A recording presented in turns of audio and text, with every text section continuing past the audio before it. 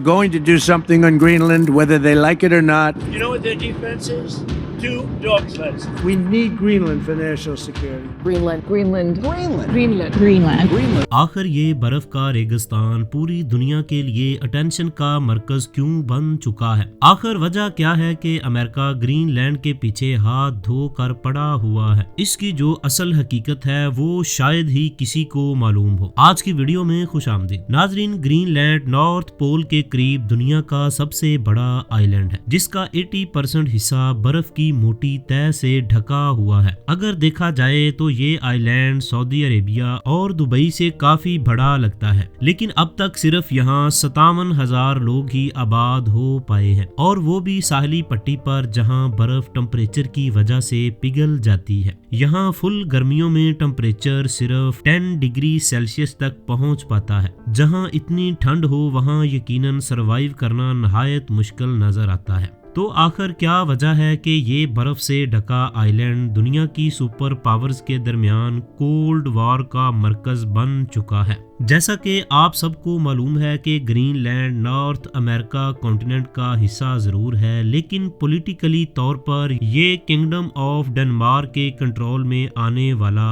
Autonomous region है। Trump की ख्वाहिश है कि ये हर सूरत में अमेरिका का हिस्सा बन जाए, फिर चाहे टेबल टॉक से या फिर मिलिट्री ऑपरेशन के सहारे। आपकी इत्तला के लिए अर्ज है कि ट्रंप वो पहला यूएस प्रेसिडेंट नहीं जिसने ये ख्वाहिश जाहिर की हो। साल 1910 में US president William Howard Thorpe ने ग्रीनलैंड को हासिल करने की हर मुमकिन कोशिश की, लेकिन वो नाकाम रहा। कहानी में असल मोड़ तब आया जब वर्ल्ड वार 2 में जर्मन्स ने डेनमार्क पर कब्जा कर लिया। फिर जब वर्ल्ड वार 2 अपने इख्तिताम को पहुंची तो यूएस प्रेसिडेंट हैरी ट्रूमैन ने डेनमार्क को $100 मिलियन का गोल्ड ऑफर किया और ग्रीनलैंड को खरीदने की ख्वाहिश जाहिर कर दी, मगर डेनमार्क ने उस वक्त भी ग्रीनलैंड देने से साफ साफ इनकार कर दिया। फिर आखिरकार डेनमार्क की गवर्नमेंट ने अमेरिका को सिर्फ इतनी ही इजाजत दी कि वो यहाँ अपनी मिलिट्री बेसेस बना सकते हैं। देखा जाए तो ट्रंप का तरीकाकार जरूर गलत है, मगर वो कोई पहले प्रेसिडेंट नहीं जो ग्रीनलैंड को अपना हिस्सा बनाना चाहता है। यहाँ पहली वजह ये जाहिर होती है कि ग्रीनलैंड जो डेनमार्क के कंट्रोल में है, लेकिन ग्रीनलैंड के लोग आज़ादी चाहते हैं और अपना अलहदा मुल्क बनाने के ख्वाहिशमंद है। अमेरिका को खतरा है कहीं ग्रीनलैंड अलहदा मुल्क बन गया तो वो यहाँ से यूएस मिलिट्री बेसिस को खत्म ही ना कर दे। दूसरी तरफ एक्सपर्ट्स का मानना है कि ग्रीनलैंड दुनिया के उन चंद इलाकों में से एक है जहां रेयर अर्थ एलिमेंट्स के बहुत बड़े रिजर्व्स मौजूद हैं। ये रिजर्व्स इतने इम्पोर्टेंट हैं कि आने वाली टेक्नोलॉजी के लिए इन्हें ऑक्सीजन का नाम दिया गया है। जियोलॉजिकल रिपोर्ट के मुताबिक ग्रीनलैंड रेयर अर्थ एलिमेंट्स का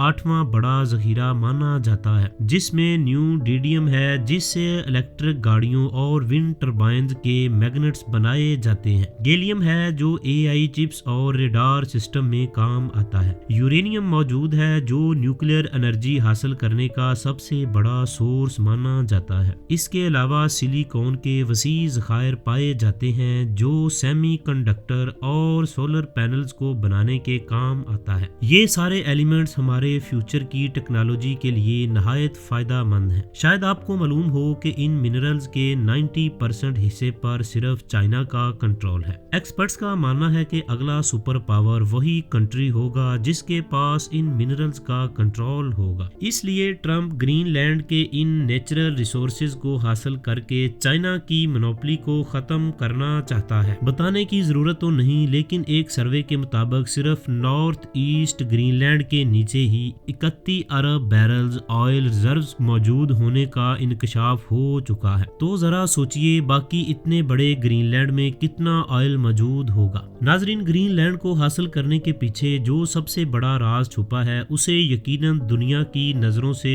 ओझल रखा गया है, और वो राज है नया ट्रेड रूट। जी हाँ, सदियों से इंसान ऐसे शॉर्टकट रास्ते की तलाश में है जो एशिया और यूरोप को मिला सके। पुराने वक्तों में जहाँ कार्गो शिप्स को अमेरिका और अफ्रीका का बड़ा चक्कर काट कर यूरोप जाना पड़ता था, फिर स्विस और पनामा कनाल बनाए गए जिनकी मदद से महीनों का सफर दिनों में बदल गया। गया और आर्कटिक ओशन का रास्ता हमेशा बर्फ से बंद रहा था। अब ग्लोबल वार्मिंग की वजह से आर्कटिक ओशन की बर्फ आहिस्ता आहिस्ता पिघल रही है। इसे एक नया ट्रेड रूट निकलता दिखाई दे रहा है जो नॉर्थ वेस्ट पैसेज के नाम से जाना जाता है। मिसाल के तौर पर एक शिप चाइना से लंदन जाना चाहे तो उसे इस नए ट्रेड रूट से 9000 किलोमीटर कम सफर करना पड़ेगा। तो यहाँ ये सामने आया कि मसला सिर्फ ग्रीनलैंड के कंट्रोल का नहीं बल्कि इस नए ट्रेड रूट के कंट्रोल का है। लिहाजा जो भी मुल्क इस रास्ते को कंट्रोल करेगा वो दुनिया की ट्रेड का ग्लोबल गेट कीपर कहलाएगा। जैसा कि रशिया के पास पहले ही